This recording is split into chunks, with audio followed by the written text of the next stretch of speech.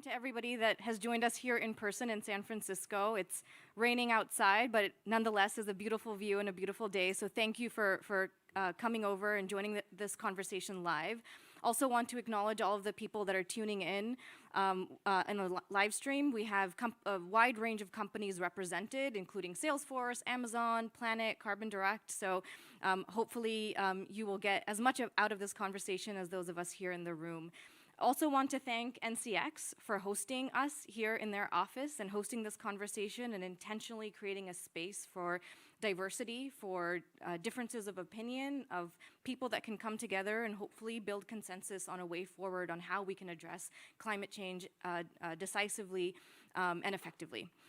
So I'm going to start by first introducing myself, telling you a little bit about my background and providing some kind of opening framing remarks, and then I'll go ahead and introduce our panelists here into the substance of our conversation. We've come together around the topic of limits to growth, right? What's holding back the carbon market? I think everybody in this room can appreciate that we have held a lot of promise in the ability of market-based mechanisms to really be able to scale action on mitigation and to deploy funding effectively. I think we've seen there have been some challenges, right? Some bumps along the way. And so what we're here, what we've come together to discuss is, can we really double click on some of those challenges? Can we come to a clear understanding about what are some of those issues? What are the risks that we're facing? How do we address both the supply and demand side kind of issues, dimensions of climate action effectively together? So I'm Shaila Raghav. I have a long background having worked on climate change, started my career working on climate change adaptation with the World Bank in the small island developing state context. So spent a few years working in Belize and in Dominica, really just trying to unpack this issue of how do we ensure that climate finance can effectively make it from the global level to communities on the ground where it's most needed through mechanisms like direct access. After that, I spent about 10 years at a nonprofit named Conservation International. Many of you may be aware of it. I led the climate strategy in the program and oversaw the transition and kind of the effort to integrate climate change into the biodiversity programs of the organization. Now, for the last year, I've been at Time, the media company, as part of a new division called Time CO2, which is really taking on the challenge of how do we build and activate information and insights to be able to motivate and compel more action, right? So much of what we're doing on climate change, it comes down to communications. How do we distill information in a way that's accessible and that's actionable at the end of the day? And so we're working with companies not only on the decarbonization side of their journey, but also on how do they deploy their capital towards beyond value chain mitigation. So I'll maybe just share four overarching thoughts in terms of trends that I've seen having worked on the carbon market for a while, and then we'll kick off our discussion and really see if we can kind of, it's going to be a very rich discussion, and hopefully will be a heated one. We have about 1.5 hours together, so a lot to talk about. So the four reflections. One, I think we're in a trust crisis, right? There's no day that passes that we don't see a takedown article, a criticism, either on the supply or demand side, right? When we look at demand side, there's a lot of skepticism about the claims that companies are making. Are they credible? Are they making additional action, additional movements towards decarbonization, and are they using offsets as a distraction away from their decarbonization efforts? So ultimately, how do we restore the trust in the system such that we are able to have integrity both on the demand and supply side? The second issue is that we've seen almost a balkanization within the climate community. I remember when I was working on climate adaptation, we would look at the mitigation colleagues almost with envy, right? Because mitigation has a common currency. You have a ton of carbon. You're able to then make it a fungible unit, and therefore you can trade those units and create a market. We didn't have the same thing on adaptation. How do you measure adaptation? How do you trade adaptation is not obvious. But I think what we've seen in carbon markets and in the climate mitigation space is that carbon really isn't that fungible. 1 ton from a removal project and 1 ton from an avoidance or an avoided deforestation project, they're very different, right? They have different underlying attributes. How do we reflect that in the next phase, or the sophistication of carbon markets in pricing, and ultimately how we use those credits for different purposes? Third thing, co-benefits. right? A big part of nature-based solutions is the provision of benefits for ecosystem services, for biodiversity, for local communities. How does that get priced in systematically? How does that get valued in a way that doesn't dilute the focus on carbon and carbon reduction? Last thing is temporal elements, right? We know we need to aggressively reduce emissions today. We need to protect nature because it's rapidly being lost and degraded and destroyed. But at the same time, we need to invest in the technologies of the future. How do we make sense of that challenge and the kind of temporal elements of acting on climate change? So those are kind of 4 high-level observations from my work on climate change, which I think will hopefully give us some fodder for a conversation among our panel. Just to set the stage, we have 4 deep experts on climate change here. So we're not going to get into, is climate change real? We're not going to get into, do we need to protect nature? It's a yes. We absolutely need to protect nature. We absolutely need to scale up mitigation action. The question really is how. So we're going to start there if there's any doubt. And so with that, this is not meant to be a monologue. We're going to dive right into the conversation. I'm going to start by introducing our 4 panelists here. The first is Zach Parasa, who is the co-founder and CEO of NCX and also our host for this conversation today. Thank you, Zach, for having us in your office. He's the co-founder and CEO of NCX, Natural Capital Exchange, and over the last decade, he's developed and pioneered precision forestry tools, really built on a tech product called Basemap, and has really kind of supported some of the earliest certified forest carbon projects here in the United States. He's also done a lot of work with landowners in the US to develop nature-positive projects that really enable clients and big companies to reach their climate, ecological, and community impact goals. He's a forester by training and also has a lot of understanding of cloud computing and technology. Next panelist is Alicia Seiger. She is the managing director of the Sustainable Finance Initiative at Stanford, but also is a lecturer at Stanford Law School and a number of other schools within Stanford. She's been an advisor to governors of California and New York. The New York State Comptroller has also been an advisor to many family office chief investment officers. She's been curious about sustainability since the 1990s. She was also with the pioneering program TerraPass, which was really one of the first voluntary carbon offset market programs.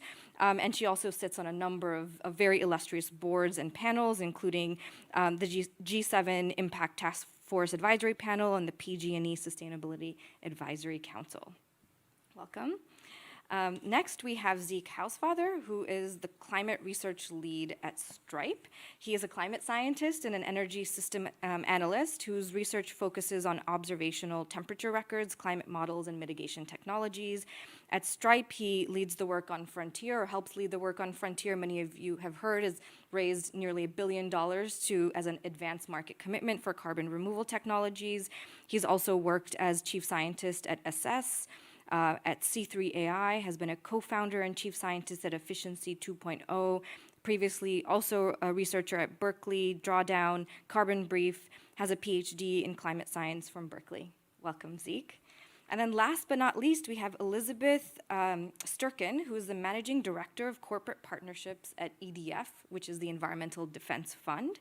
She directs climate impact and net zero acceleration at a division called EDF Plus Business, and she leads the private sector engagement division, including partnerships with many companies that might be tuning in today: Walmart, United Airlines, UPS, Airbnb, Lyft, FedEx. She also leads EDF's engagement in some major coalitions like the Transform to Net Zero and BASCs and the Sustainable Aviation Buyers Alliance. And she has been at EDF for 26 years, so deep background and expertise. So welcome to you all. Thank you for joining us. I'm going to kind of warm us up with hopefully an easy question. We've all spoken about, I mentioned a little bit about carbon markets and our commitment to carbon markets. And if you ask an economist, they would say the whole point of carbon markets is to reduce the cost of mitigation. But you also hear climate justice arguments. It's about wealth transfer from polluters to those that need it, to innovators, to solutionists, but also from polluters to those that are least responsible, help stimulate innovation. what for you is the most important feature of the carbon market, right? Why are you still working in it? Why are you invested in it as a solution set? We'll start with you, Zach. Why am I still working in this? Okay, that's so personally, I got into this probably like a lot of you because I loved nature. Like when I was a kid, I loved bugs. I got into animals, got excited about geology, and I loved the idea about all of those systems working together. And then I got really interested in this idea that the social system, we affect the face of the earth with every decision that we make. Everything like around us right now is first either grown or mined, and we affect that. Flash forward like AR3, I guess like, you know, everyone gets involved in climate at some point.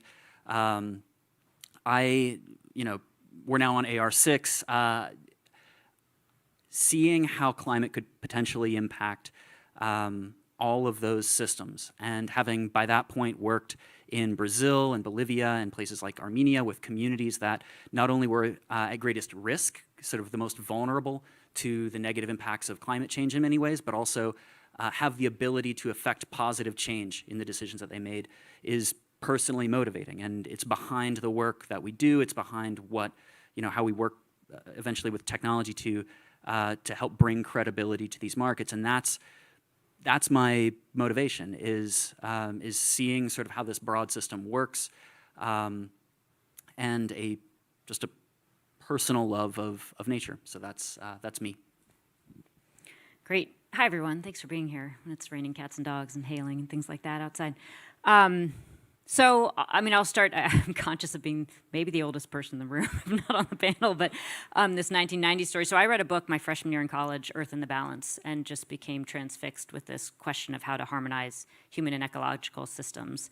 And that journey evolved from sort of humans in their environment to business in the environment to climate and capital markets. Along the way, as I tried to navigate my professional life with my passions, I sort of became this kind of futurist, which sounds ridiculous, but but bear with me. You know, as a graduate, I wrote my senior thesis on intellectual property rights as a means to preserve cultural and biological diversity and for indigenous communities.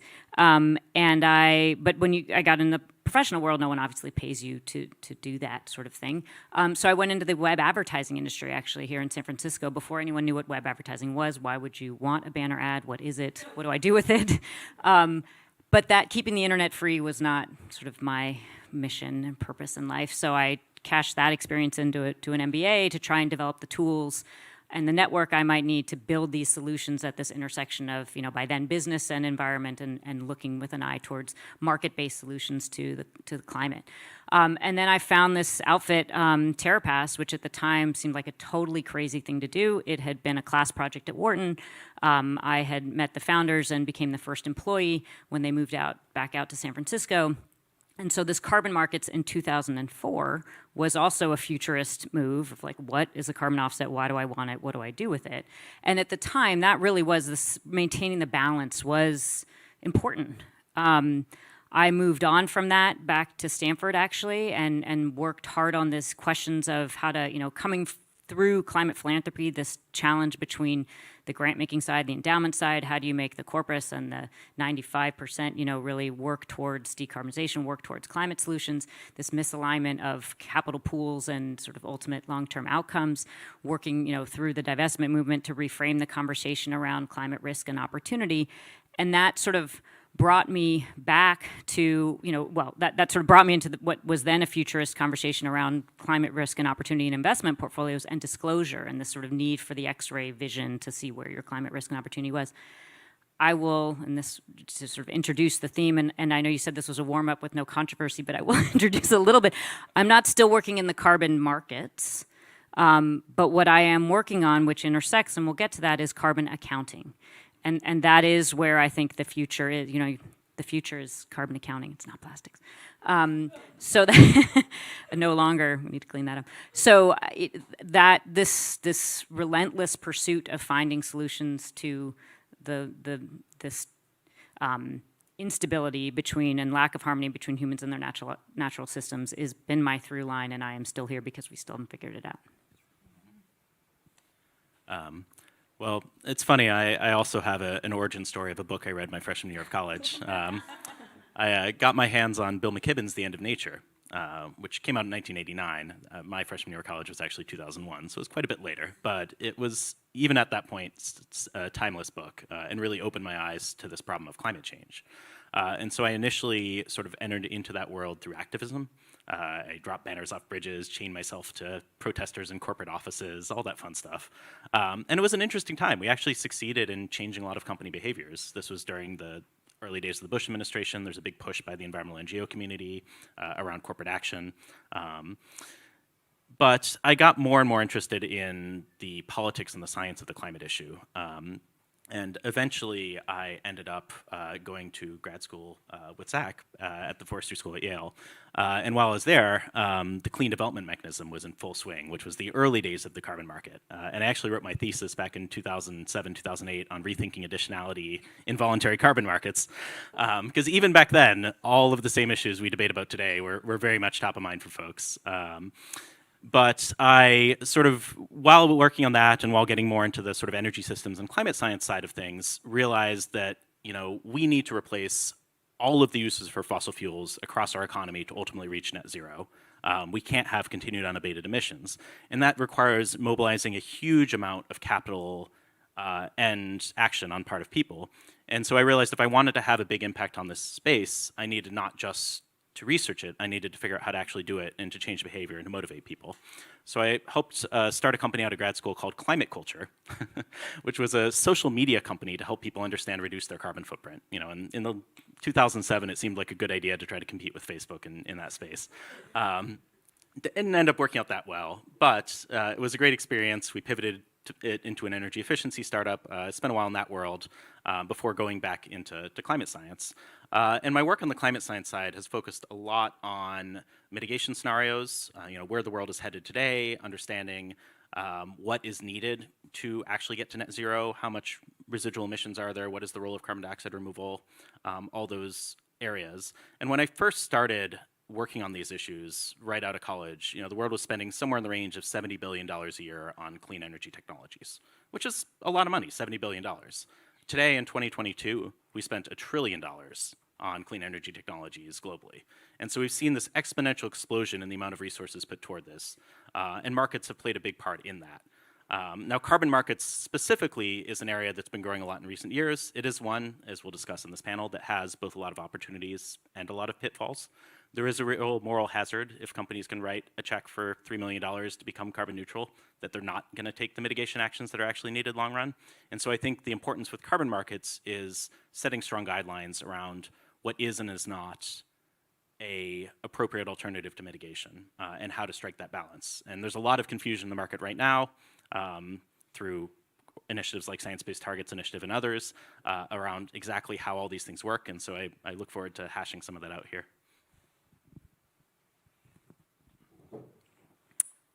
So, why climate? What was the question? It was like why? It was A combination of origin story and why carbon markets also. yeah, why carbon markets? So it was climate change is the existential crisis of our time. And we need to be moving a lot faster, and carbon markets can maximize climate ambition in the most efficient and effective way if they're done with integrity. And even leading companies are having problems meeting their science-aligned targets and will need to use things like the carbon markets to smooth that near-term trajectory.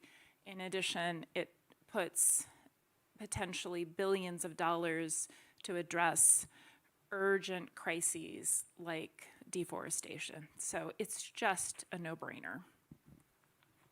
Thank you. So just to build on what each of you reflected on, could you share what you think? So some of you, you've been working in carbon markets for a very long time, and a lot of the same issues are recurring, right? We see the same questions, the same debates, and almost like they get kind of rehashed in a way that doesn't reflect the learning and the evolution of our thought around carbon markets. What do you think is a prevailing misconception that continues, that needs to be corrected for us to be able to move forward? For example, something related to risk, or even this issue about fungibility of carbon credits and underlying differences. What do you think are some of those fundamental misconceptions that are holding us back? So I'll start just surfacing one. Zeke, you correctly raised that transitioning our economy, turning everything around from being created through burning of fossil fuels, energy derived from fossil fuels, is that is the surgery that must be done. That is the decarbonized economy has to exist. We're not going to offset or credit our way, with natural systems out of climate change, but we're also, we can't wait for the salvation of machines to suck air out of, we can't wait for that. That has to happen, but there does have to be a viable economic ramp for people to be able to make that transition in the amount of time that we have, really. And when I say the amount of time that we have, I'm talking about reducing the greatest damage of climate change that the models tell us is coming if we don't make drastic changes right now. And it's the right now piece that, for me, to kind of go back to the why carbon markets, it's not that I believe that this is the answer, but I believe that this is the part of the solution that, at least the people that I work with at NCX can contribute most constructively to right now. And so that's a misconception, I think, is to try and bucket these things and say, well, if you're working on crediting, if you're working on market-based mechanisms to reduce costs, then you're not addressing the elephant in the room. And it's, and I actually think it's the opposite. If we're not providing an economically viable path to scale these markets, to make the change that's necessary, then we're not being realistic, and or fair to or creating just transition paths that make sense. And that's the top line piece. Behind that, it's just misconceptions around risk and around claims that are made, or when we started into crediting, we wanted to provide certainty, but I think it was a false sense of certainty that was going back to CDM days. It was this idea that here we've created this market and it's perfect, don't bother trying to fix this, when really this is a natural innovation cycle like anything that's new. Cell phones today don't look like cell phones 3 years ago, 5 years ago, 10 years ago.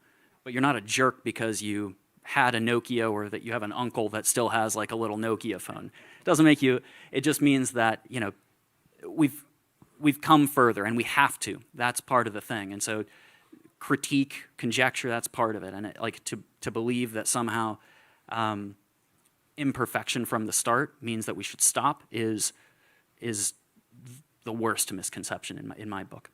I just don't think there's any incentive to do this. And it's becoming increasingly less and less incentive. If voluntary standards like Science-Based Targets Initiative should be incentivizing investment in nature, right? There's no net zero without nature. We have a critical crisis, right, of deforestation happening now. And if we don't solve that first, right away, not first, right now, there's no path to a stable climate. So we need to bake that in to incentivize it in the voluntary standards. In addition, you just have a lot of expose pieces about the carbon market that, while on the one hand, we need integrity, right? And we need to continuously improve. And we have got to address climate change in a robust way. That is true. I just see a really perverse effect of going after those who tried to innovate and lead and who are voluntarily paving the way here. Whereas, you know, it's just, why would any company want to do this now? So, and when we urgently need them to do these investments in both the technology and the removals and the avoidance and nature side. So we just don't, we're slicing off at the neck all of the incentives for action, frankly. Zeke, Alicia, do you agree? Have we backed ourselves into a corner with this purity test that either you do it perfectly and you do it all, or stay quiet and do nothing? I mean, I think that it's undeniable that we need to remove a lot of carbon from the atmosphere quickly, and a lot of that has to be through nature-based solutions. I think that there is a strong need for higher standards in the space than we have today, and I think everyone here would agree on that. You know, particularly the way things have been done in the past with the CDM, with some of these large renewable projects, with some of the baselining for RED projects, there are problems, and those problems are coming out. I think the key is to make sure we don't sort of throw the proverbial baby out with the bathwater of the market. You know, that we raise the standards for everyone, which probably effectively raises the cost of tons in the voluntary market. Like, the long-term price of tons should not be $3. It should probably be closer to $30 if we're actually paying for the value of these projects and putting money in the hands of the people who benefit from them. And so I think it's raising standards, raising people's ability to rely on these markets and to not have reputational risk associated with them. And, you know, to also create some more differentiation in the market between what is really three different categories of things we have right now. Avoided emissions, which are 85% of the market. Temporary removals, you know, over the course of decade to century timescales, which are 14% of the market, and permanent removals, which today are about 1% of the market, but will play a big role in decades to come. Okay. I'm just going to offer this preface for then everything I will say from here. We are all here because we care very deeply about the climate, and we all want the same thing, and anything that I say that feels contrarian or startling is said with love and understanding and wanting to move where we all want to go. Let me just say that. Now I'm going to dip my toe in the pool of controversy. I like your frame of avoidance, or just categorization of avoidance, temporary and permanent. I will say, I think a misconception of current practice is that avoided emissions do anything. That we should be trading avoided emissions offsets.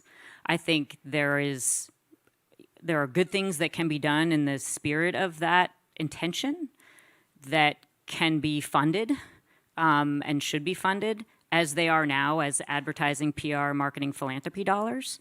But in the idea that net zero accounting and net zero in practice will be pursued and delivered through avoided emissions is misguided.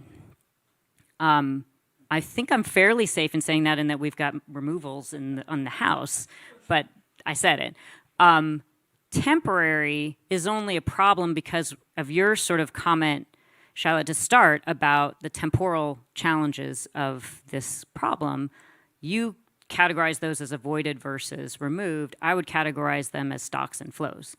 And once we have proper carbon accounting, temporary or partial is okay. You just have to match your duration with the liability and continue to balance that liability over time with managed transactions so that that liability is ultimately permanently retired. It's an accounting problem. So partial isn't bad. It just needs to be properly accounted for. I think so. I'll leave it there, and we can come back to. Yeah, I'd love to pull on that thread a little bit. So, in an ideal world, would there be different credits for different purposes then? Or would stopping deforestation be funded through another incentive lever? Or what would be the solution there in terms of matching up the demand and supply in a way that can actually deploy capital to where it's needed? So it gets complicated quickly because we are talking about nations, corporates, and global ledgers. And that, you know, that's hard to hang on to, and you often find yourself in one conversation or another not realizing you're having multiple conversations. So when you're talking about avoided deforestation, in a system that has evolved into proper carbon accounting, nations have a balance sheet of their assets and their liabilities, and those forests are assets on their balance sheet, and they are managed as such. And so the incentives to protect them are there in the nature of that state's carbon accounting ledger. What gets challenging is when a corporate is also claiming a reduction from that asset, and it can't be held on two books. So the incentives get aligned. Once you have the accounting right, the incentives actually are all aligned towards preserving the stocks and managing the flows. If I could add to that a little bit. So in the physical climate science community, there has been a push over the last few years for this idea of like-for-like balancing in neutralization claims. And the idea there is that if you have supply chain emissions associated with land use, deforestation, what have you, it makes a lot of sense to neutralize those with planting trees. If you have emissions from coal powering your offices, for example, it makes sense to neutralize those with a technology or some intervention that puts the carbon back in the geosphere. And the reason for that, and the reason there's a lot of concern about this particular issue among, sort of the Working Group 1 community in the IPCC, is that we have a saying that the carbon is forever. If I put a ton of CO2 up into the atmosphere today from burning coal, it takes about 500,000 years for that to be fully reabsorbed by the climate system. And we know that to make global warming stop, we need to get to net zero emissions, and that global warming in aggregate is a result of our cumulative emissions. And so if you take carbon out of the atmosphere and then put it back up 30 years later, removing it has a value, but it's not going to change the global temperature outcome that our children face. And so making sure that either we have a requirement of permanent removals to neutralize fossil fuels, which SBTI requires right now as part of their net zero standard, or we create credible ways to make biosphere storage permanent or create binding liabilities such that if there is a re-release, someone is on the hook to take that carbon back out. Right. I think the challenge is making that work in practice. There's a grand tradition in the US of companies discharging their environmental liabilities by spinning off sister organizations, closing mines, all that sort of thing. And so the question is, if we're going to create an accounting system that works for this, how do we structure that? How do we deal with decadal and century timeframes with binding legal commitments for companies that aren't going to be around maybe in 50 years? Right. That's exactly what we're working on. We can talk more about it. Yeah. So Zach, do you want to come in on this, and then I have a follow-up question, and Elizabeth too, if you have a comment on this. But Zach. Sure. I would just say, I think what you mentioned about reduced emissions, paying somebody else to reduce their emissions, makes sense when there is clear constraint across the entire global market. But in unconstrained carbon emission markets, which I would say broadly we live in now, there's not a global regulatory, meaningful regulatory framework or accounting system where things are kept meaningfully on a ledger. And and we do see that a large part of the emissions globally come from deforestation, come from these decisions that are being made, and that at a given company, when they look at dramatically reducing their emissions, they're going to come to a point where it is too expensive. They have to give up $1,000 in outcome, in results, to reduce that one marginal ton of carbon, and they could pay a smaller amount to help reduce emissions elsewhere where people are making those decisions that contribute to emissions for economic reasons because they too want to live well. And so my contention is that if we cut that incentive off prematurely before there's political will and there is a construct for creating that change, then we're fools. And we won't get the change that we want. So obviously, that sentiment is what's been driving the carbon market for 30 years, right? And that was TerraPass. I hear you, and it doesn't. So to base net zero claims or a measure of progress on a hypothetical counterfactual is a house of cards. And so I'm not saying those activities shouldn't be funded, that we shouldn't find ways to get clean cook stoves, and we shouldn't find ways to create incentives for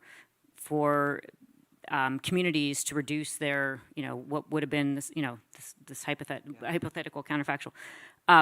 But when it comes to accounting and it comes to the time constraints that we are under, and when it comes to driving material investment in decarbonization, this stuff has to be real. It has to be on the books of firms. The price has to be endogenized into investment decision making, and that can only happen when you can do real accounting. And avoidance offsets they can't be I mean, the way they have been employed and practiced is, they are booked you will never find them on any company's balance sheet, but as if you talk to someone who's responsible for like putting this expenditure somewhere within the company's books, it's absorbed as marketing or PR or philanthropy. We are never going to get where we need to go from a climate perspective with that system. You are never going to get the real investment in decarbonization of supply chains, and you're never going to get the kind of investment that we need. The frontier is frontier, God bless you, but like we're not going to have 100 or 1,000 frontiers until we endogenize the cost.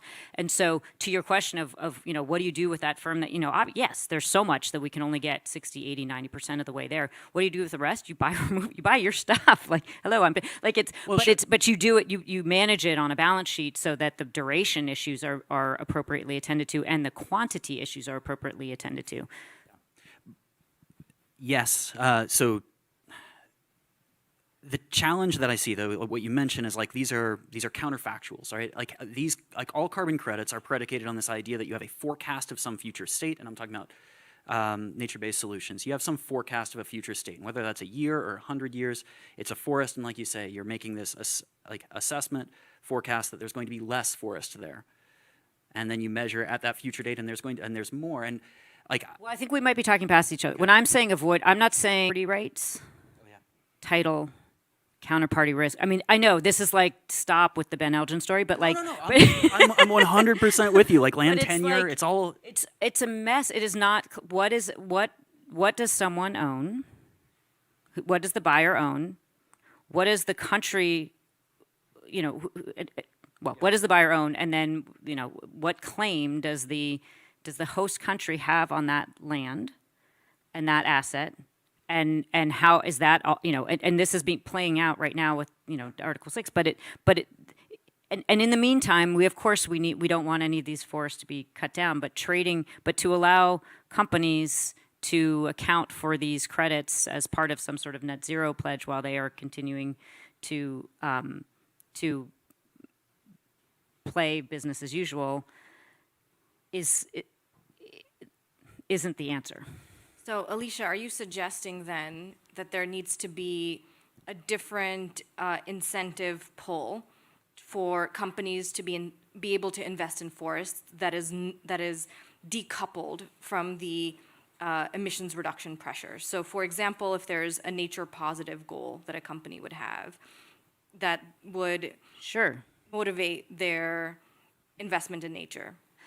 Sure, as long as the credits aren't being netted against an emission today or a stock, if we get that far, then sure. I mean, there's incentive.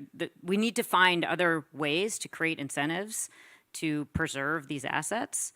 But I feel like we've gone down the rabbit hole of because what the system of carbon accounting and what we call emissions liability management. So you have an e-liability system of measuring your emissions liabilities that creates a carbon balance sheet. You need the corresponding asset to manage that liability forever, which is kind of mind blowing in terms of like corporate decision making. But that's the reality of science.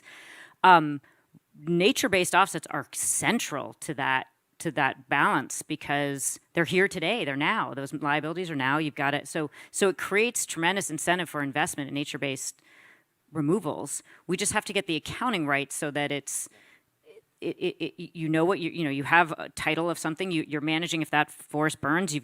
Someone owns those new Scope 1 emissions. You then have to replenish not just what you had on the books, but also the new Scope 1 emissions. So yeah, but it has to count for something, right? Like I think what you said. I think I heard it right, is it can't be relegated to a philanthropic model, which I think right now is what happened with like the SBTI beyond value chain mitigation. It's like, well, it's a philanthropy, and we've done that in conservation for decades, and it hasn't gotten us where we need to be. The other piece, though, that I want to briefly touch on, though, Zeke, is you mentioned temporary storage, if it's re-emitted 30 years from now, we'll have the same warming or even more because it wouldn't have been depleted up to that point. And that's true, but the world that we hand that generation 30 years from now looks really different if we fail to store like all of that temporary carbon right now. And so it's not enough. And I know you said there's like value to it, but I just want to be really clear that failing isn't just like, well, then we'll have to remove a little bit more carbon. It's that we're handing the next generation something fundamentally worse. Yeah. And we do need to temporarily remove as much carbon from the atmosphere as we can. I think where it becomes complicated and it gets into these accounting issues is when we're making specific neutralization claims as part of a net zero target. And the reason for that is if a company is actually serious about a net zero target, and again, we can debate how serious some of these targets are, but if a company is actually serious about a net zero target, then by making a neutralization claim, by buying avoided emissions or buying nature-based removals, they are doing that in lieu of reducing emissions. You know, some companies, maybe there's some emissions they can't reduce because they're, you know, out in their scope 3 side, or, you know, they're so central to their operations, there's no way to completely get rid of them. But that's not what we're seeing offsets being used for in bulk today. It's, you know, the stuff that is mitigatable. It's just costs a lot more than $5 to mitigate it. It might cost $200 to mitigate it. And so people choose to buy carbon offsets instead. So- And so I think making sure that if we're going to be using these as neutralization claims, particularly against fossil fuels, we need a really high standard. Yeah. Can I make one other point on this? I think the urgency and the fear and the concern is very real, and it can drive decisions potentially in the wrong direction. And to Zeke's point, I mean, I think this is a theme we talk about often at Stanford, like, when is nothing better than something? And I think that's a question we don't ask ourselves enough in the, like, oh my God, what have we done? Like, our children are inheriting Earth on fire. It's hard to actually ask that question.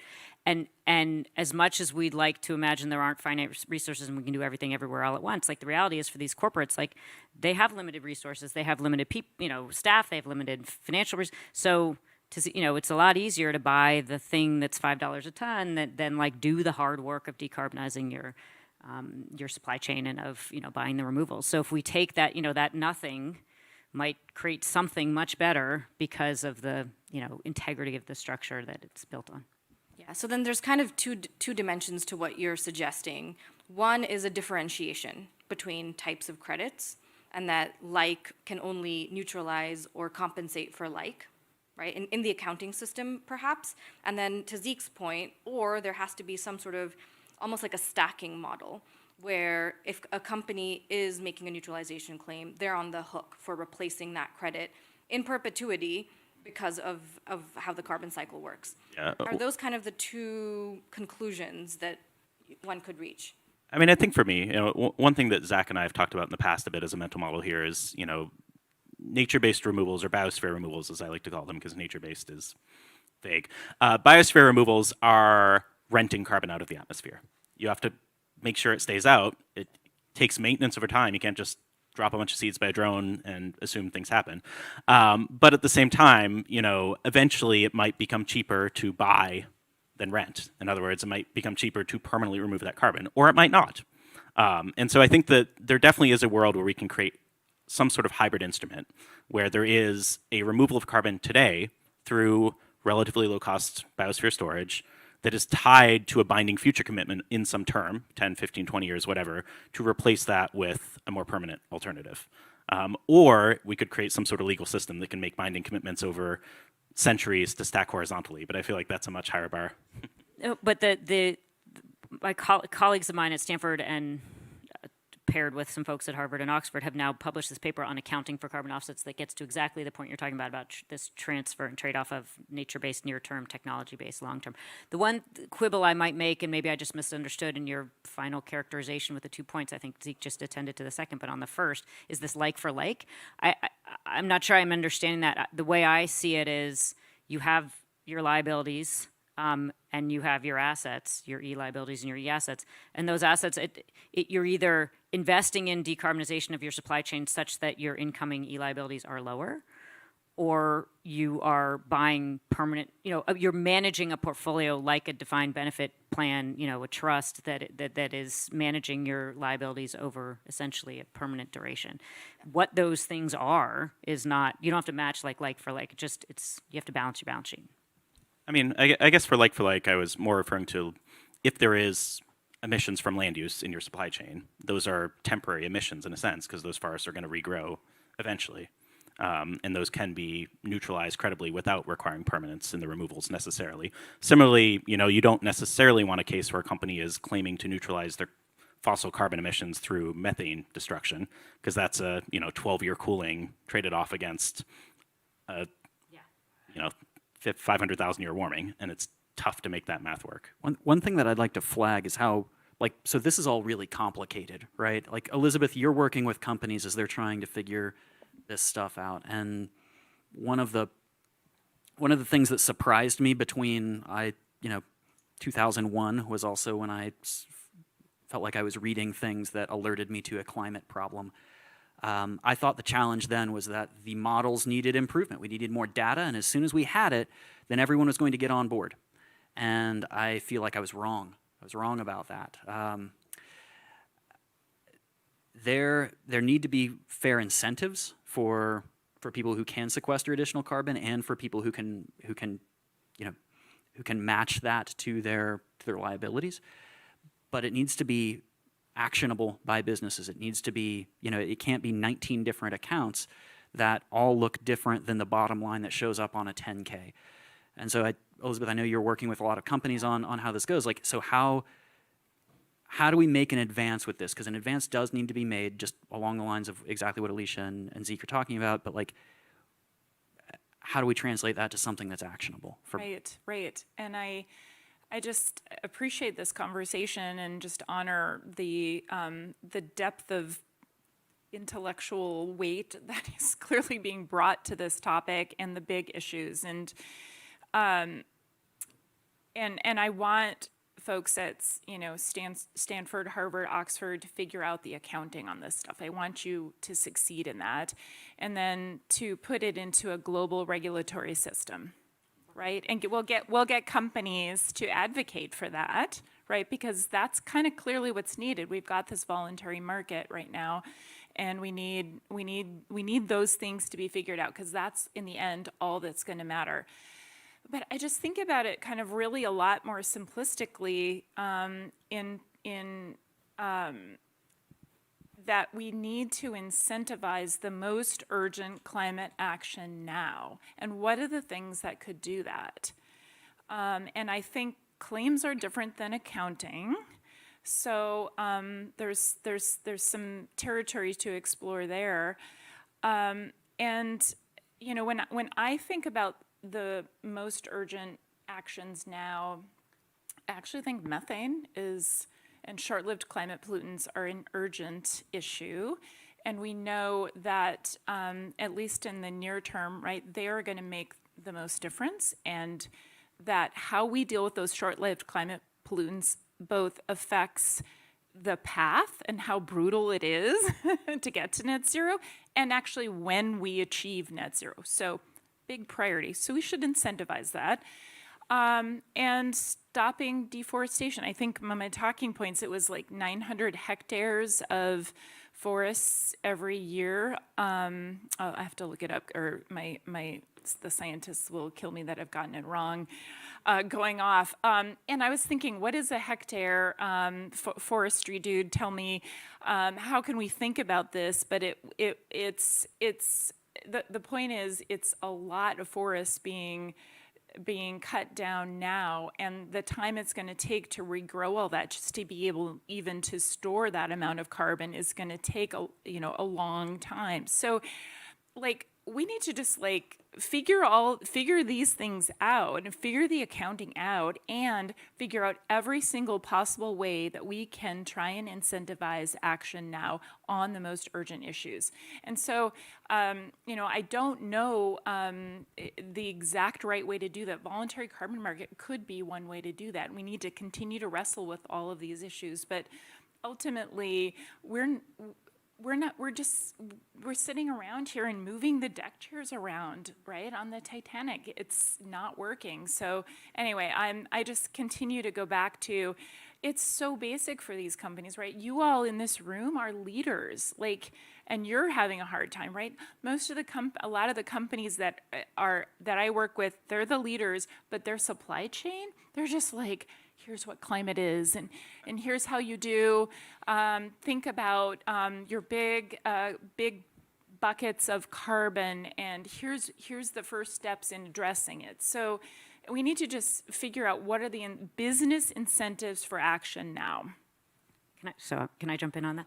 So I want to make a self-aware comment. I remember when I was at TerraPass how annoying it was for the academic to come in and like make the perfect the enemy of the good. So let me say I'm not that person, or I hope I'm not that person, and I'm also not an academic.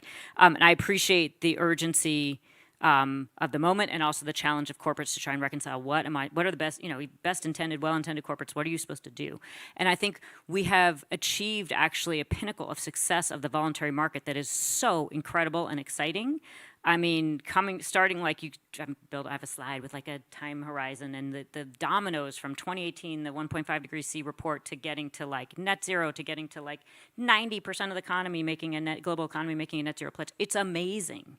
The challenge that corporates are facing is that they don't have tools that are purpose-built to implement those intentions. And the tools that they have, we can do a pretend version of this, or we can do a real version of this.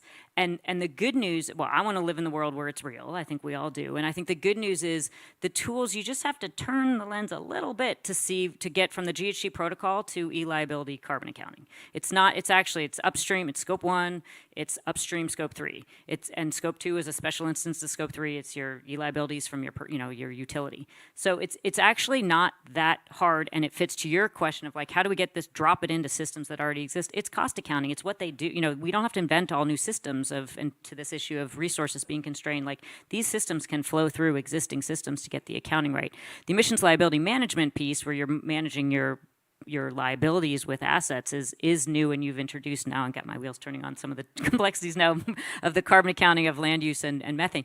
But it's not, we are at a really interesting moment of incredible success of voluntary action, and now we have to walk through this tightrope of like making it real and getting the compliance. We've got SEC, we've got the EU, like starting to ratchet down on compliance, which is going to, we could go through like one of two doors here. We can either get the tools purpose-built so that the compliance launches us into like unimagined in incredibly wonderful ways, like scale up of investment in decarbonization and in carbon removal, or we go through door number 2, which is like, sweet, we have these rules that are kind of weak and wishy-washy, and now we can game the heck out of this thing and keep doing what we've been doing, which looks like something but is really nothing and makes us all feel better. And so I want to go through door number 2. Or 1, whichever one. The first one. Number one. Sorry. One. Add to that, Revealed now who's who. I do think we have, as a space, do have a cautionary tale here, which is the clean development mechanism. We tried to do this on a much larger scale than we're talking about with the voluntary market today, in some ways, between governments, and the whole thing fell apart in large part because of issues around additionality, leakage, to a lesser extent permanence. I don't think that was on people's minds as much back then. And so, we want to make sure we're not reproducing the mistakes of the past while we still scale this quickly. And I think the one organization that has the ability to potentially shape a lot of that is Science-Based Targets Initiative, given that they are providing the guidance that many of the companies in this room and listening are designing their net zero targets around. And so I'd love at some point for us to sort of talk about, beyond value chain mitigation, the limits of that framing and how SBTI might be changed in its guidance to drive the market forward in a better way. And before we jump into that incredibly juicy topic, I want to get my data point right. It's 11 million hectares on the forest side, and it's equivalent to 900 million automobiles, which, again, that equivalence, I always hate that kind of thing, but so I just wanted to get that right, that's all. So I'm going to bring us back to forests. So just in the context of this question around, and this issue related to avoided deforestation or reducing deforestation, if there is no forcing mechanism, right, to be able to integrate or incorporate it into companies' climate action plans, how will it get funded, right? That's fundamentally the question. You mentioned kind of the asset leisure. The problem is that nature is worth more dead than alive. So even if it may appear on an account on the part of a company, there's no incentive for them to keep it standing and keep it intact unless there's some sort of way to value all of the services and the carbon in that nature, a lot of which is irrecoverable. It can't be restored. It I feel like we've got like a buzzer. If you go for it can't be regenerated. So if not net zero, then what? Or under what conditions would you all be comfortable incorporating or including forest protection as part of a company's responsibility? Shiley, you mentioned, and I'll be quick, you mentioned at the very start of this, crisis of trust, right? And Zeke, you talked about like $3 carbon somewhere, maybe that's not real, and that's what winds up showing up in these articles, like the first iteration of, or if we count CDM, like this iteration, this past decade, 10-year ago iteration of projects that were initiated, we now have reference points. We look at them and they were not as effective as we had hoped. And if we fail to update those methodologies, if we fail to address the risk inherent in long forecast baselines, and as I think a number of the certification bodies are now doing, making changes to where we're looking at shorter time horizons for those forecasts, 5 years, 10 years, and then updating those so that these units can themselves be seen as real and trustworthy. If they are not really and let's adjust for certainty, because it's a counterfactual, or it's a forecast. We're not going to have certainty, just like we didn't have certainty about the forecast for the weather today. But we get better. If we don't address those risks, if we don't mitigate those risks, then there can't be trust that it's real. And if there's not trust that it's real, then we can't allow it to be in an accounting system to be matched against a debt that we know is real. And that's the challenge right now, but that's what technology can do. It can improve that certainty. It's not going to make it perfect, but we can perfect it as we go. And if we don't allow ourselves that latitude, then we don't allow ourselves a path to a solution. And that 30-year time horizon, like my niece, when she steps to the plate, I'll hand her something that is far worse off than if we did the work, acknowledged the risks, dealt with the uncertainty, mitigated it where we could, disclosed it where we couldn't, valued it correctly, put it on the ledger right, and moved on, and made all the investments in DAC that we have too. Where I was going to plug into your question is a few places. I mean, I think we all in this room, at least, are very inclined towards markets. But it's not the only answer, right? There's policy, there's foreign policy, there's, stakeholder pressure on corporates and their supply chains. I mean, there are other levers that can be pulled, which makes my next answer, which is probably less unsatisfying because we have these other tools. But again, as is often the case, we can be having many conversations around forests, like which forests, where, what governments, what jurisdictions. But thinking about, I think the case of Brazil is a really interesting example. Like, you went from Bolsonaro to Lula, and there's no market change there, but the change in land use and the change in relation to forest and those assets is going to be immeasurable. So leaders in policy and elections and things like that matter very much. And then these property rights questions, I think, are really underappreciated and overlooked in terms of who owns what. And so this ultimate state of countries having their own balance sheets, I realize sounds like okay, but it makes a heck of a lot of sense. And if we start with corporates and we get the accounting right and we get it working, and what's going to accelerate this are border adjustments. I mean, which is right here now. So it's not as far off as it may seem in this room discussing it. But I think those are the ways in which you start to create the incentives and align incentives for preserving natural assets. Yeah. I mean, should we invest in avoiding deforestation? Yes. Governments need to invest more in it. Corporates should be incentivized to invest more in it. Ideally, we'd have markets not just for carbon, but for ecosystem services or biodiversity or all these other co-benefits that are critically important. I think why it gets so messy is because carbon is the only thing that gets monetized, and none of the other co-benefits do.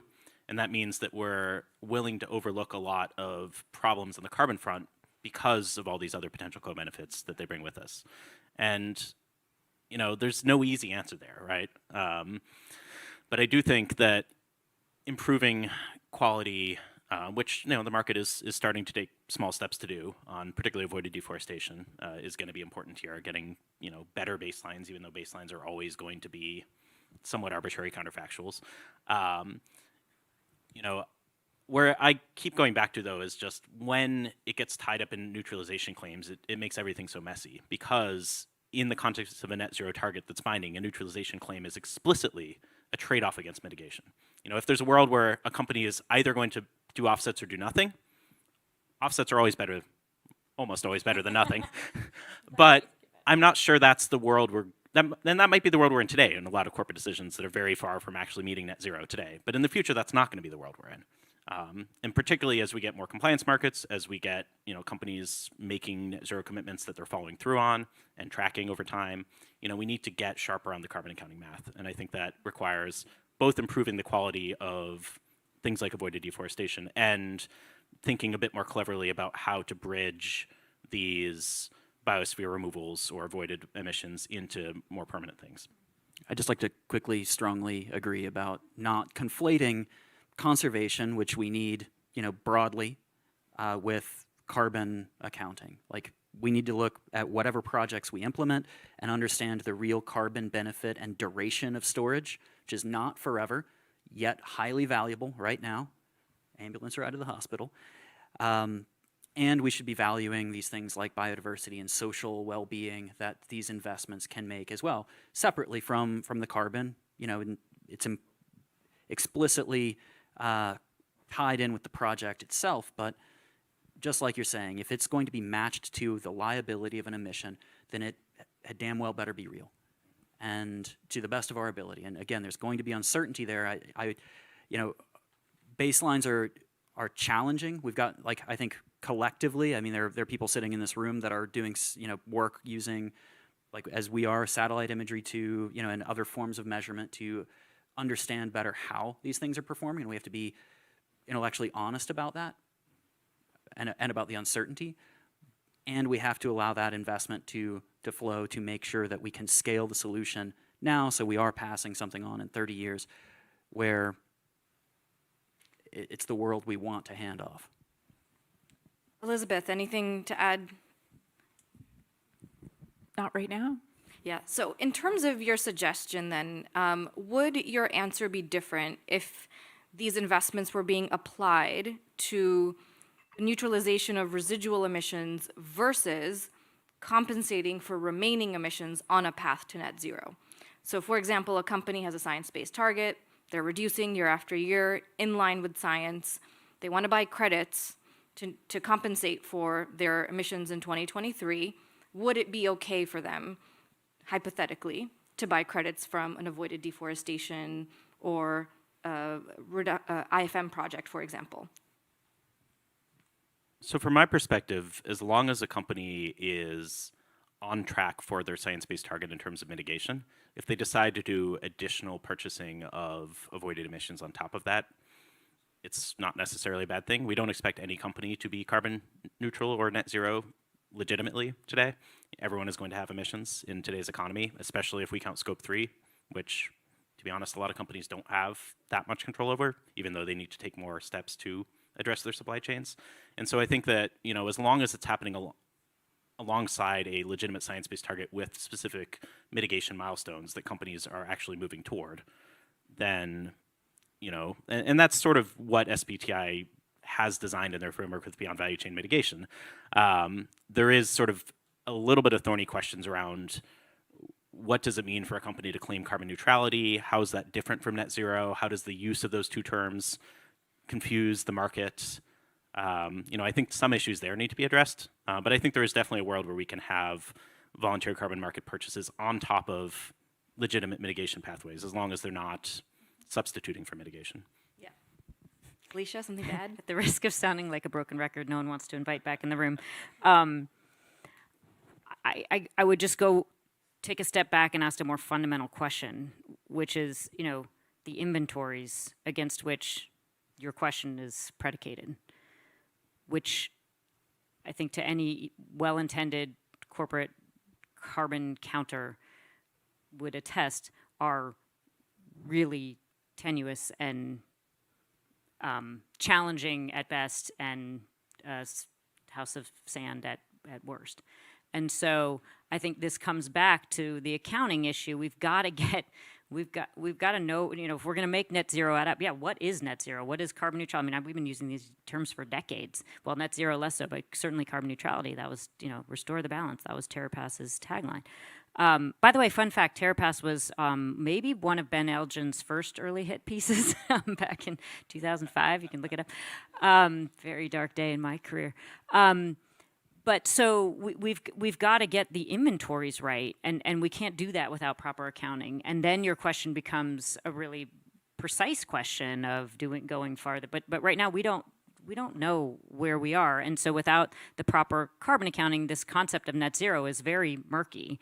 With carbon accounting, it's very clear. Your company, you are selling a product or a service that from cradle to gate has its emissions liabilities managed in perpetuity. You may go the extra mile as a corporation that wants to be a leading corporation and say, okay, Apple's going to sell you a net zero iPhone because they are going to make assumptions about downstream emissions use, and they're going to manage the liabilities on behalf of their customers over the lifetime of that product. That's net zero plus, whatever that is. But it creates clarity and definitions about what this stuff is that we are talking about with actual numbers that are real and auditable and verifiable, which is not, sadly, where we are right now.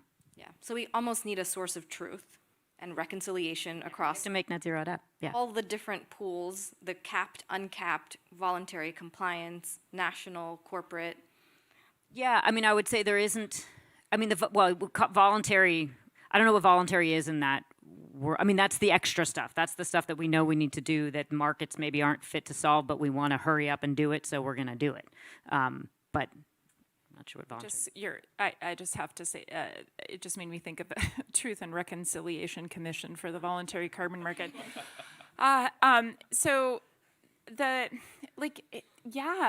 Truth, all of that, right? And what I am seeing in the real world today is, especially with, on the accounting side and the increasing pressure for companies to measure and report on Scope 3 from, maybe the SEC, but possibly this new bill in California, but for sure for CSRD in Europe, which affects thousands of companies, is this scramble to measure and report your emissions. Like, that makes a lot of sense, right? What gets measured gets managed.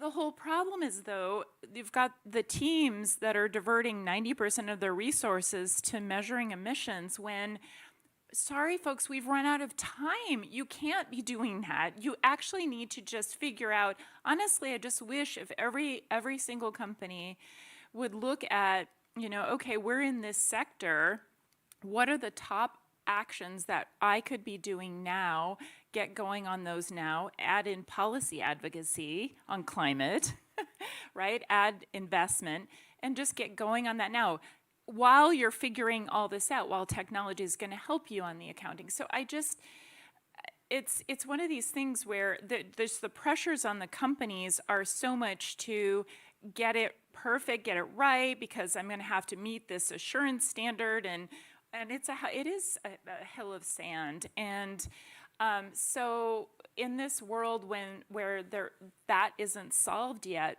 what do we do? And again, back to the point of how do we create the incentives for action now on the biggest, most impactful things that an individual company can do? Yeah. When there's literally an advocacy group named like We Can't Wait, I think that's telling. And yeah, to your point, if the safest thing to do is to sit on the sidelines. They are. That's what companies are doing now. They're just backing away. Or I'm not going. I'm not going to set a new target. I'm certainly not going to speak about it publicly. I'm not going to report. Because if you do it imperfectly, then you get blasted. That's right. And that's that's the thing that worries me most about action now. Like, we have to get this right. And we need to be moving very, very quickly. And this is maybe a provocative statement, but it's something that I believe, that there will not be a regulated market until there is a well-functioning voluntary market that allows for innovation and allows for, builds political will and capital as a precursor to that regulated to that regulated market. And so like, when I hear, it's like, well, why invest time and effort into figuring this out in a voluntary context? I think that if we fail to do that, then there will not be something for regulation to meaningfully pick up and follow and demonstrate that already has a track record for success. So again, you may It never was invite me back. No, like you did the But, preface. We're all doing this because we But care yeah, about it. I mean, yeah, and again, we can repeat that. We were doing this 20 years ago too, and we have built the compliance markets, and they exist, and they're highly gamed and sort of limited in their efficacy. So I think we're closer. I mean, here's where I'll pull out my futures card again. You guys can all call bullshit on it. Excuse me. I hope that's not in some number of years. But like this carbon accounting thing, where I was talking about climate risk and opportunity, investment portfolio management, 10 years. No one was talking about that. Offsets. No one's talking.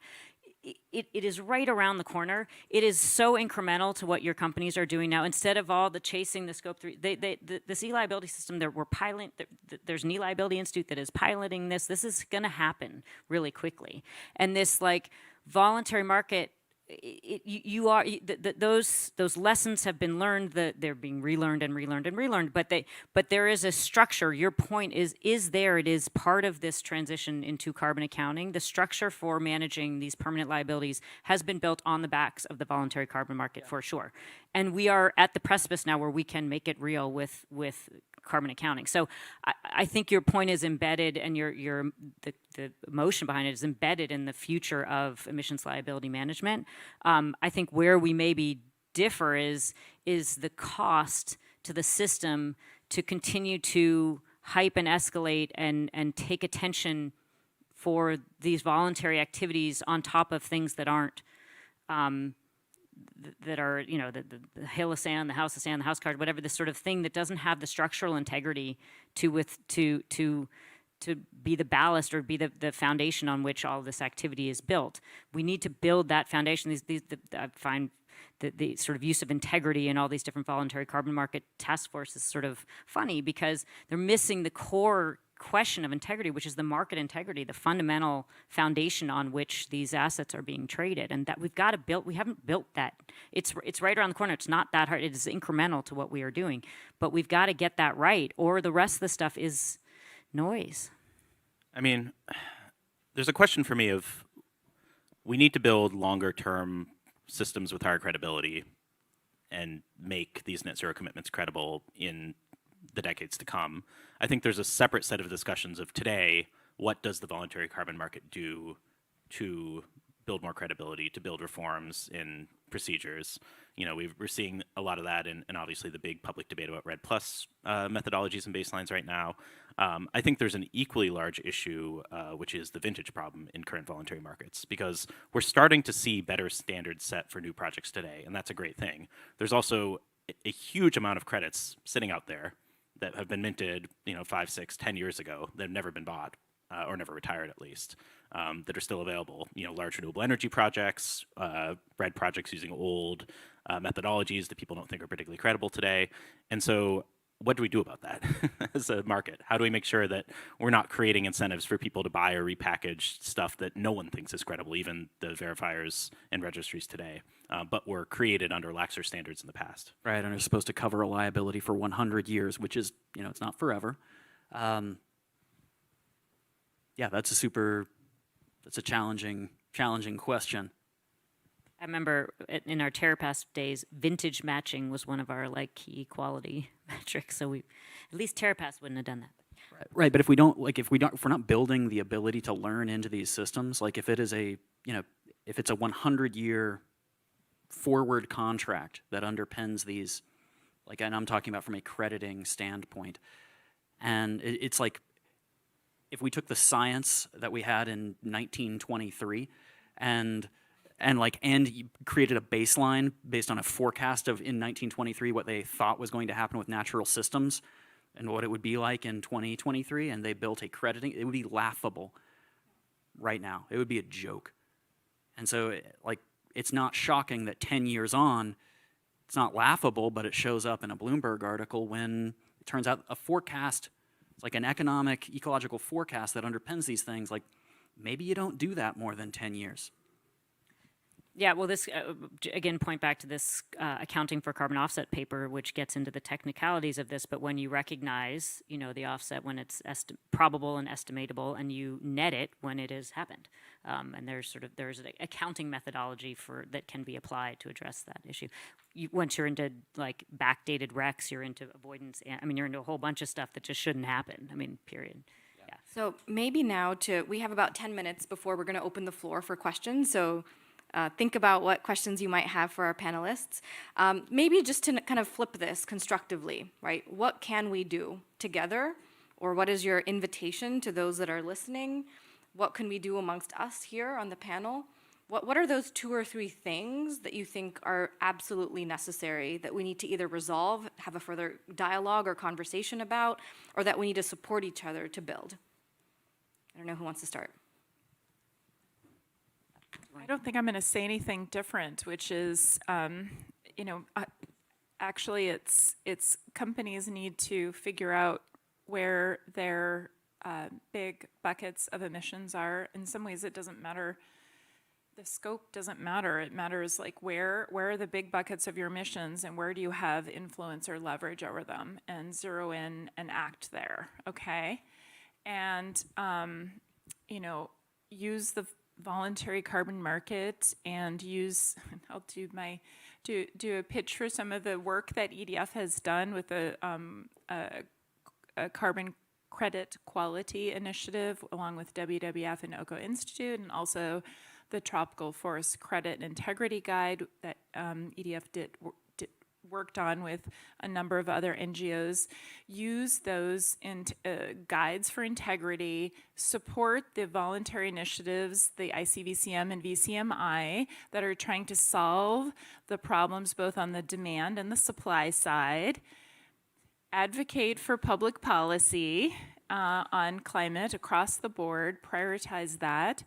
And maximize the investment in the most urgent issues, which are stopping tropical deforestation and addressing short-lived climate pollutants. So it was a little bit of everything, but I think that's the path forward. Center mitigation. There's a lot that we can do today around reducing our own emissions that we have to do, and any credible net zero target has to be, if not 90%, at least primarily focused on the mitigation side of things. Beyond that, I think there's a lot we can do in the near term to improve standards in voluntary carbon markets today, and just stop treating a ton as a ton as a ton. It's not. Price can be a proxy for the quality. It isn't a perfect one by any stretch of the imagination. There's a whole cottage industry coming up of different rating agencies that try to differentiate between quality and carbon markets that are certainly more useful than not looking at anything at all.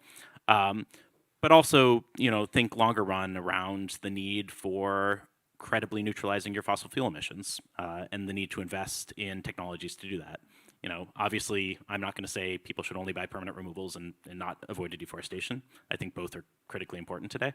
But I think we also can't necessarily pretend that biosphere carbon is permanent, which we also do in markets today, and in some ways undervalue the longer-term technological storage options. Great. I appreciate the question, and it's going to give me a chance to come back to where I think we've been disagreeing, which I think hopefully will be a better path forward.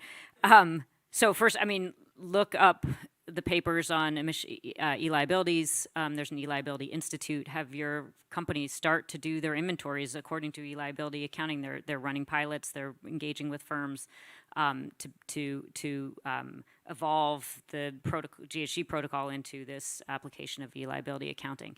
Then we can start to get to work on, then once we've done that, we can do an ELM pilot. I think where that heads us, though, which is where I think we really agree and where there's really opportunity, which is that that should create huge demand for near-term nature-based removals and avoid the trick with avoidance is the property rights, is the sort of is the underlying legal structures to make sure that you actually are owning something you can own and can be managed on your balance sheet according to the duration with which it is being used to manage that liability. So there is this system will create huge demand in the near term for nature.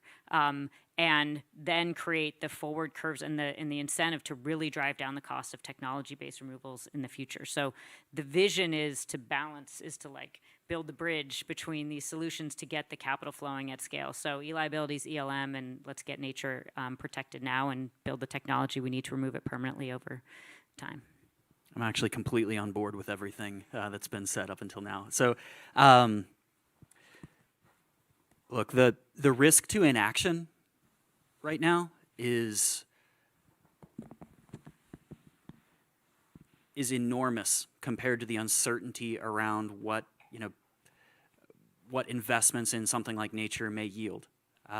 There are risks with all of these investments that absolutely must be made right now, and that's inclusive of things like energy transition. That was true of solar, of wind, and we push through that. It's true right now of DAC, and we have to make all of those. We have to make those investments because we're going to need that technology. But right now, the ambulance ride to the hospital is nature, and failing to invest now is going to leave us all in a much worse spot, and that needs to be recognized, I think, in the work done by leading companies that are making those investments, despite uncertainty, despite risks around things like baseline, because we do have there has been a lot learned, and we have technology that can help mitigate a lot of those risks, and it still will be imperfect, and those investments still have to be made. So mitigating the risk, disclosing what that uncertainty is, factoring that into the price, and to be sure that we do have real benefit generated, and where we don't, acknowledge that, embrace that critique, because the critique is valuable. It is useful to look at those past reference points and identify what we can do better. Can't put our heads in the sand like an ostrich. That doesn't help. And really to recognize that this, nature is the bridge to the decarbonized economy that we need. And it really is an all of the above investment decision that needs to be made right now, because this isn't going to go 0 to 60 when 2030 or 2040, when these, if your net zero commitment is anchored to one of these dates. That doesn't mean that DAC is going to be ready in 2030 or 2040. There's technology risk around all of that. That doesn't mean that we're going to have the infrastructure to even plant the number of trees that it would take to temporarily store, but store highly valuable storage of carbon for time that allows us to move to that decarbonized economy. That's something I think that we can all agree on, and I think there's loads of good work that can and should be done, and in the balance, the risk of inaction with the uncertainty around what these investments hold, we need to look at those investments as the direction forward, and there needs to be greater reputational risk to inaction than there is to investment, and until that's true, we're going to sit here making zero progress, and that is 30 years 30 years on that, we would be judged harshly. Great. Thank you all for those closing remarks. We are now going to open it up and get some reactions from those of you that are in the audience, and I think also online. But as you're formulating your question, maybe I'll pose my favorite one that came in advance to Zeke, which is from Colin Averill, who's the founder of a company called Funga. And the question is, Zeke, why do you hate trees? So, as a little bit of background, Colin is referring to an op-ed ad or a guest essay, I guess they call it, ad in the New York Times last year on why we need to stop pretending that trees are permanent carbon solutions. And I think, as we've discussed at length in the panel so far, there is a real value to temporarily removing carbon from the atmosphere, and we need to make sure that there's structures in place that credibly neutralize fossil fuel emissions over the long term. And so I really do like this idea of nature-based removals as a bridge toward a world of lower-cost permanent removals, but we need to build the supporting structure to hold up that bridge, and we don't have it today. And so I think getting that right, making it so that we're not pretending that when you plant a tree, it undoes a ton of coal you burned, but it's valued for its own value, and it's tied into the long-term liability of that coal that the company has to keep out of the atmosphere and can't just let go up 30 years from now to affect our children, is key. I'm going to to call set him out a little on this one though, because yeah, you're so right, and the points you actually made when you read the article were right, and it's a big platform. New York Times is a huge platform, and the thing that I just worry about is the headline and the collateral damage that is coming from that. So I want to give you too much of a hard time here and right now, but I really think we all need to be thinking about this. Like, what are the things that can incentivize more action? Yes, bring clarity to all of these issues, and also not just incentivize the wrong things. It really is it. And I like, in some ways it's kind of a part of it. It feels like a little bit of a marketing thing to me, in the sense that sure sounds a lot sexier to remove carbon than to avoid carbon. Keeping trees standing, that's is that sexy and exciting? No, but it's like the most urgent thing that we need to do. So I'm trying to make this bigger point of, we need to kind of think about this bigger picture of getting all of these things right, and creating a culture where we can continue to grow and learn and change things, and not throw the baby out with the bathwater. I mixed a ton of metaphors there. Do you want to respond to that, or? Oh, I just say point well taken. Yeah. Thanks. I mean, sort of building on that theme, I feel like there's so many, as I've said, conversations going on. Words can be triggering, or sort of people can hear what they hear and not maybe what you meant. Which, back to the avoidance, my comment on avoided emissions, which was triggering, and I realize now as we've been talking where that got sideways. When I said avoided emissions are problematic or misunderstood at the beginning, what I meant are RECs, and like I'm not, trees is a different category. Avoided deforestation is different than what I meant with avoided emissions. Avoided deforestation, the challenges with avoided deforestation are in property rights and ownership, and then this question of additionality, which, as someone who was all about additionality for the last 20 years, when you look at it from a carbon accounting perspective, it actually, additionality kind of goes away, because it's on someone's balance sheet. And so this is where there's like a hurdle in the startup costs, because we've got to do, until those trees are on someone's balance sheet, you do have this additionality issue in some ways. But once they are properly accounted for, then we just need to make sure they are there. And so it is so I think of them as removals, not avoided, in a world of carbon balance sheet. And so, but this is, to your point, Elizabeth, like there can be messages that can get out that can really kind of snarl conversation or people's emotions, or they read what they hear, from it, that can fuel emotions and concern in the debate. So just coming back to, like, let's all assume best intentions and be curious about the messages that people who've been working in the space for a long time are trying to offer, and take in new information and digest that and sort of adjust our courses as we go. Just to add a tiny bit to that. I agree largely with your point. I do think, and Zach sort of brought this up a little bit earlier, there is what I'd call a back-end additionality risk that I think we underappreciate a bit with both avoided deforestation and reforestation, and that is, you can plant a tree, you can track it over time, you can make sure that the forest isn't cut down or doesn't burn down, and deal with the carbon based on what happens in practice.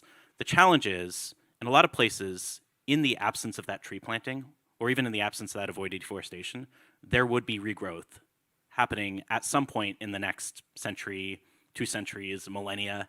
Like, you're capturing the delta between when you plant those trees or when you avoid that deforestation and when the regrowth would happen in the future. And I feel like that's both poorly understood and generally not accounted for in any of the value we give to these credits.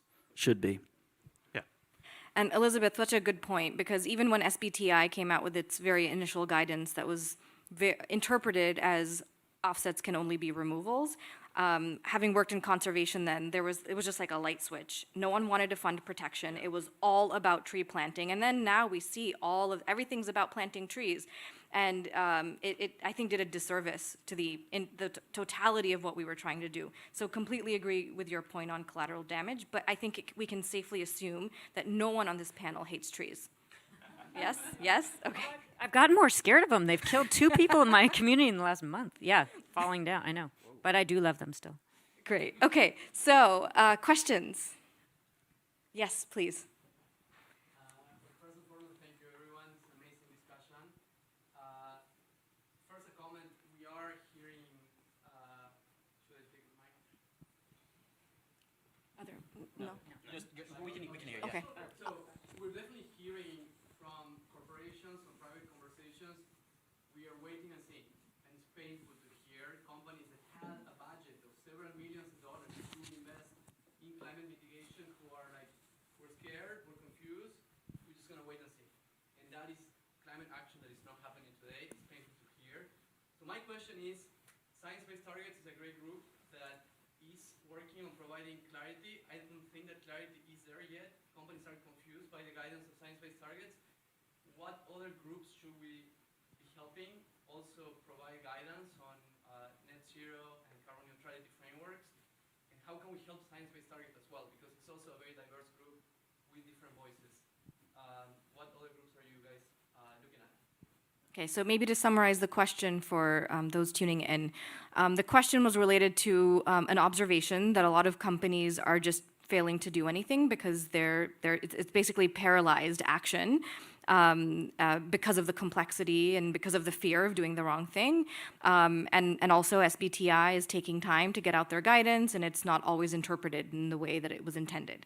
So the question is, how do we help SBTI, or what alternative processes or mechanisms exist that we should be aware of or support? I can start on the SBTI front. SBTI is an interesting story because they didn't set out to be the arbiter of the carbon market and offsets in general. They wanted to focus on the mitigation side and the requirements around net zero for that, and they sort of became the de facto standard setter for this market in some ways, or at least the one that a lot of big corporates listen to. I think they've also just been overwhelmed in terms of the amount of interest they've gotten relative to their staff and funding. They're expanding a lot this year. They're planning on releasing some updated beyond value chain mitigation guidance and updated net zero standard, which hopefully will address some of these issues and provide a little bit more clarity. But I also think that as you mentioned, there is a need for guidance in the space beyond just what SBTI is providing. There's a bunch of different groups who have tried to do that. None have gotten quite the amount of focus and attention that SBTI has, but I'd love to hear, what other panelists think might be some other sort of good standard setters for the field. Well, 2 things. I feel like as a board member of Ceres, I should plug Ceres' work with companies, which is, more about just sort of the fundamental movement of companies towards sustainability, rather than, standard setter that's, they're working in concert with other NGOs and trying to develop and design those standards. Again, I do think the Sea Liabilities Institute is worth checking out and working on pilots there. Others want to chime in? Elizabeth, I'd love to hear, given.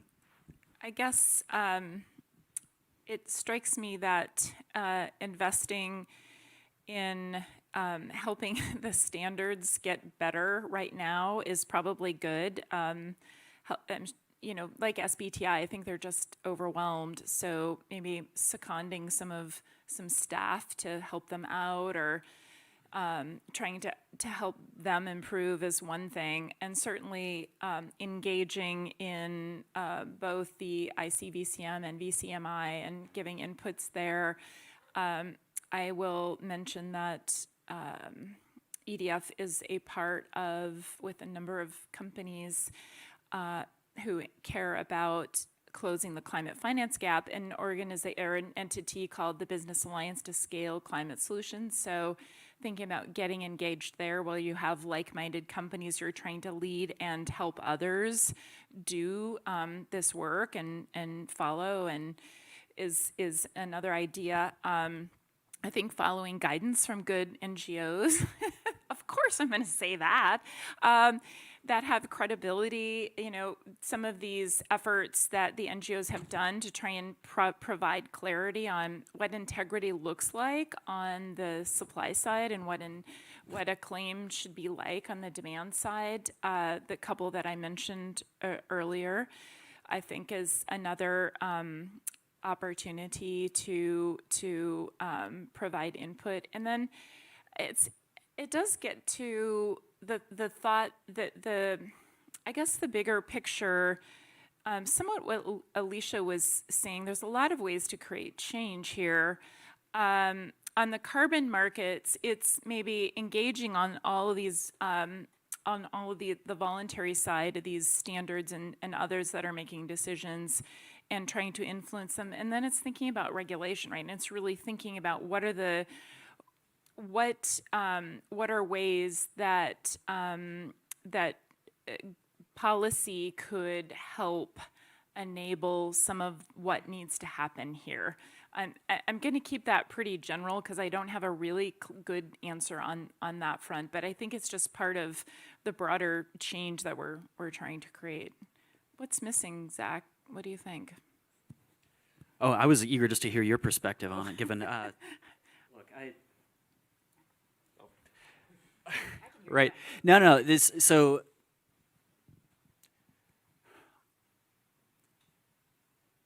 there is a lot of confusion right now, and, you know, there are also leading companies that are making moves despite uncertainty and supporting them, you know, in constructing a narrative around, you know, acknowledging risks and still moving forward and allowing those to be reference points that are instructive to SBTI, and supporting that. Like, I love that. That's where I'm at. But like, let's elevate the companies that and the participants in the market that are willing to take a stand to kind of lead the field, to demonstrate effective effort, and, you know, and where it's not effective, to raise that up too and say, like, this 80% worked here or 20% worked here, and here's what we learned, and allow that to give certainty to SBTI, or to these frameworks that people are trying to move forward. Because really,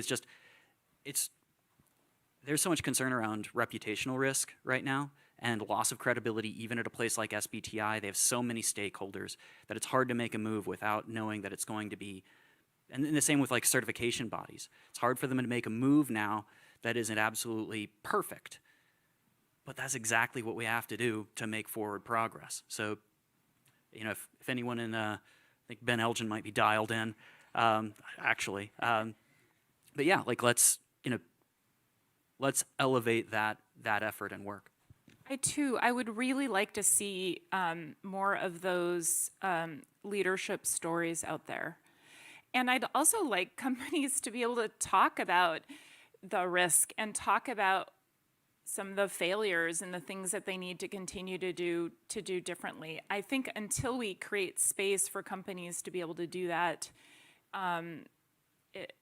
we won't make progress. I was just at Economy Climate yesterday down in Silicon Valley, and Bill Gross was there, who created Idea Lab and has been around this space forever in the startup space, tech startup space.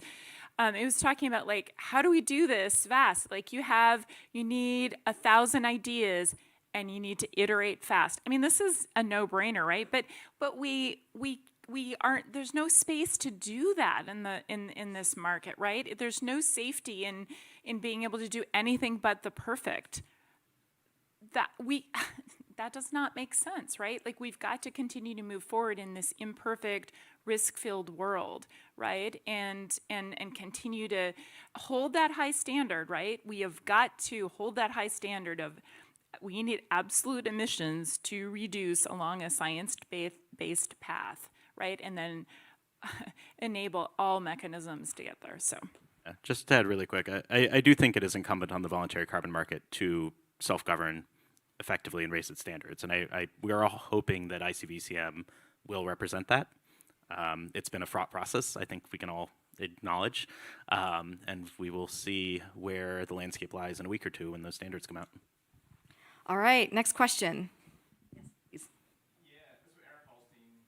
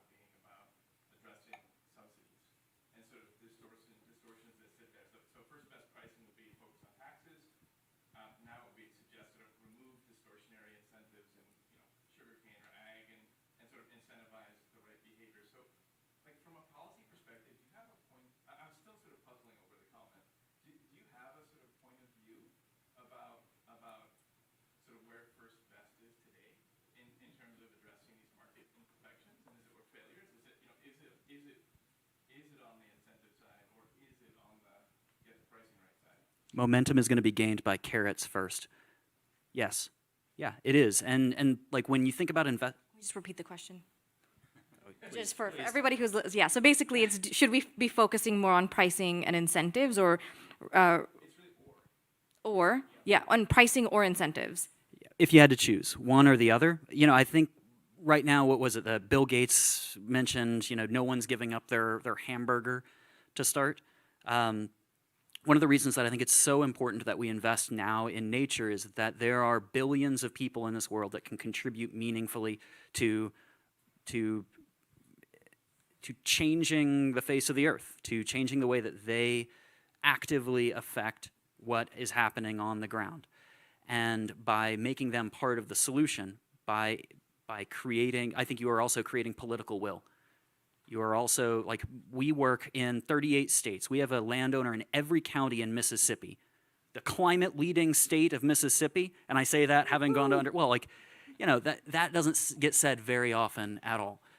And that's not energy infrastructure overhaul, but it certainly goes to changing the narrative around what is in the realm of possibility, so that we can start to think about things like, pricing carbon in a way that changes the entire decision structure from the top down, bottom up.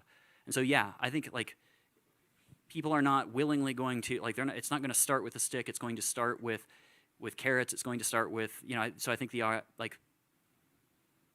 friends that worked on the IRA, it is about getting momentum, demonstrating to people that actually the decarbonized economy is a better economy for everyone. And if we can't create it that way, then we haven't done it right. But that means creating these incentives for nature. It means de-risking this for companies so they are on board and they have an economic ramp to do this, to where it doesn't cost $400 a ton to mitigate, because they still want to grow. Every household wants to be prosperous. Every community wants to be prosperous. Every state, region, country. And if that's tied to, sticks to start, it's hard to get that ball rolling. I mean, first report 1990, and here we are sitting 33 years later. Maybe lesson learned, I don't know. Yeah, to add to that, I think everyone pretty much acknowledges we're in a carrots and industrial policy world now, and our politics, at least in the U.S., are not particularly conducive to a price on carbon anytime soon.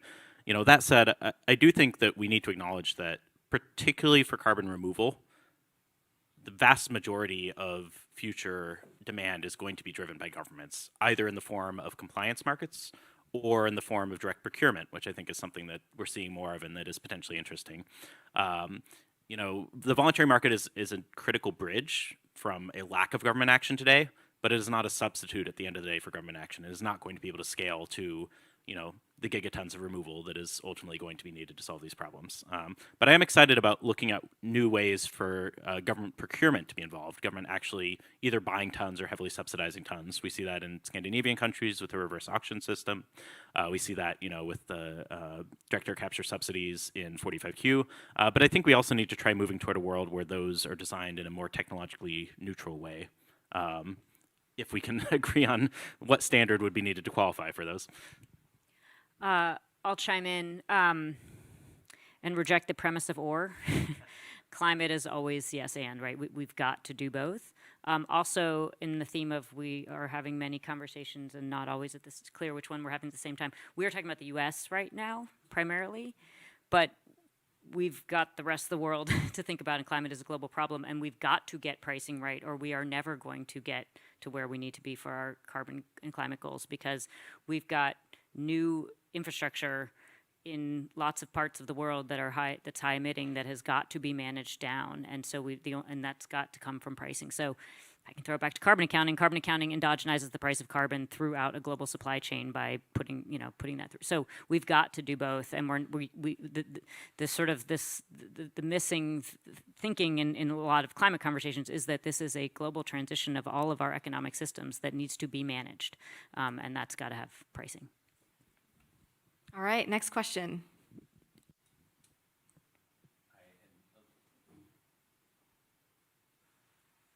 Hello.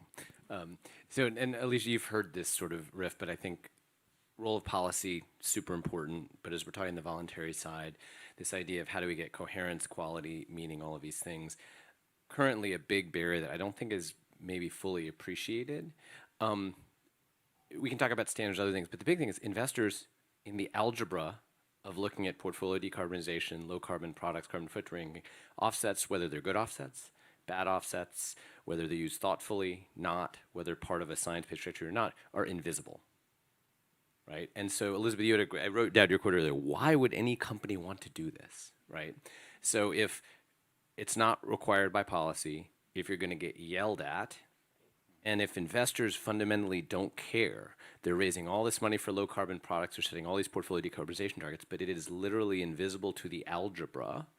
That is, whether that would really unlock things if that were fixed, maybe, maybe not. But if it's not unlocked, it's definitely an issue. And I just see this working with lots of different investors, both asset owners and asset managers, on their portfolios, low carbon goals, all these things. Where do offsets fit? Well, no, well, maybe we'll figure that out eventually, right? And I think if you actually had a protocol that large investors said, look, if you have an appropriate plan, that you're decarbonizing your real business at an appropriate rate, this is a small and declining portion of your footprint, and you meet a certain standard, we will actually look at net, not gross. That could have a significant effect, but right now there's not a protocol and it doesn't show up in the algebra. Yeah, if I can take this moment actually to plug our book. So my colleagues and I wrote a book called Settling Climate Accounts, Navigating the Road to Net Zero. And it's accounting in the triple sense of the word. So the narrative, the need for narratives and storytelling, accounting in its technology form of like a need to actually do the bookkeeping, and then account as the root of accountability and making sure net zero adds up. And the gist of the book, and maybe I'll spare you the pain and suffering of reading it, is that there are 4 unsettled accounts for net zero to really add up that we've got to make some course corrections to solve for. One is data. We've been talking to some extent about that in terms of getting like the information flowing, the right information at the right time. 2 is boundaries. This gets into the questions of scope 3 and sort of how do you draw the boundaries so that they aren't just moved outside the boundaries. Timing, which this issues of stocks and flows and offsets being part of that timing conversation. But to your question, John, the 4th unsettled account is obligations. What are you supposed to do, even if you have good data and clear boundaries and get the timing right? There is no obligation right now. And as much as we all like to hold up the Paris Agreement and various pledges and stuff, there is no binding obligation to that. So as a firm with fiduciary responsibility, you get too far into a material investment, you are suddenly potentially at risk of, and particularly in our era of anti-ESG, anti-woke capitalism, like there's real risk there. And so until we create the obligation through a balance sheet where you've got this liability that needs to be managed, we're missing that piece. And so it's a really critical part of the challenge of net zero that we've got to crack, and we think accounting is a piece of that equation.